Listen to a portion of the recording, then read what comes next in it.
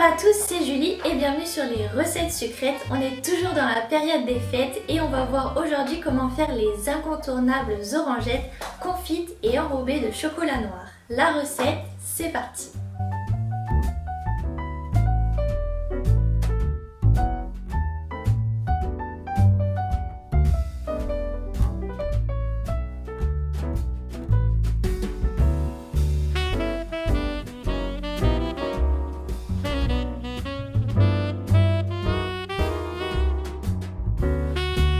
Dans un premier temps, je viens peler à vif mes oranges en gardant le zeste et le ziste. Le zeste, c'est la peau et le ziste, c'est la partie blanche qui est sous la peau et qui est en général assez amère. Donc c'est pour ça que juste après, on va les blanchir.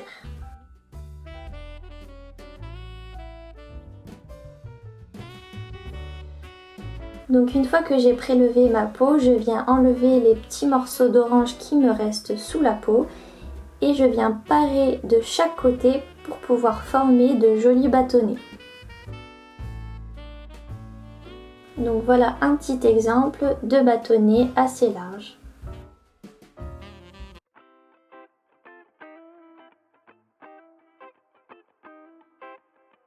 Je les mets dans ma casserole et on va pouvoir les blanchir.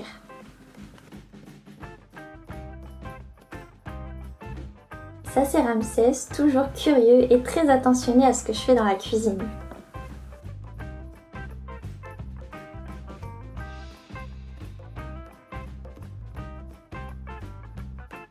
Donc pour blanchir les agrumes en général, on les plonge dans l'eau départ à froid et on porte à ébullition.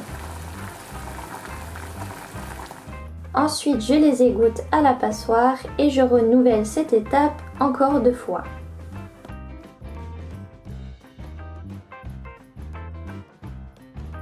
Mais attention tout de même à ne pas trop les bouillir pour garder une bonne texture fondante et ne pas les réduire en purée.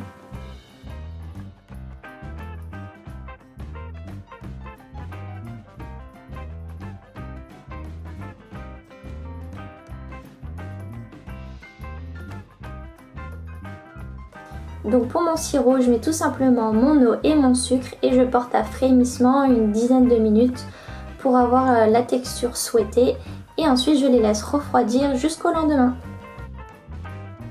Donc pour l'enrobage en chocolat, j'utilise un chocolat de chez Cacao Barry Inaya avec une fluidité de 2/5. Donc ça pourra me permettre d'avoir une coque un peu plus croquante et épaisse.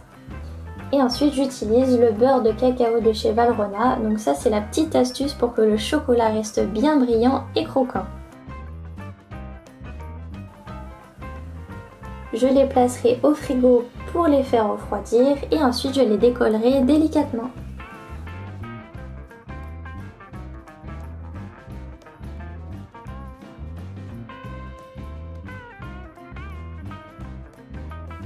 Donc à la maison vous pouvez juste utiliser du chocolat, ça marche très bien.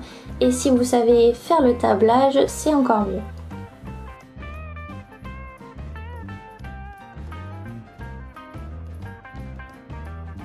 Donc j'espère que cette recette vous aura donné envie de la refaire à la maison.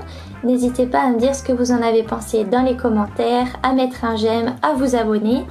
Et vous pouvez aussi me retrouver sur Instagram et Facebook comme d'habitude pour retrouver tous les dessins que j'ai fait dans mon petit grimoire des recettes. Et je vous dis à très bientôt pour une prochaine recette. Ciao ciao!